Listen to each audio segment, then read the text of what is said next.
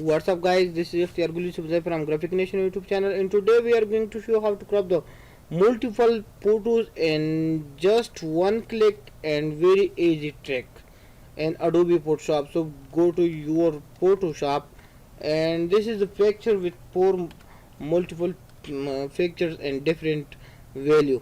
So it's very hard to go to the crop or by pressing control and command J and make the duplicate layer first, second, third, and fourth duplicate layers and just crop the image and move to the another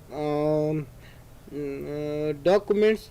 So now let's see, come to the file menu, and here is the automat, and click on the crop and straighten photo. So it will be divided into four parts. First, and now the second photo, and now this is the third photo, and now this is the fourth photo.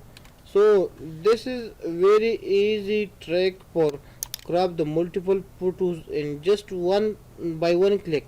So if you like the video, please subscribe our channel for more updates. Thank you so much. Thank you for watching.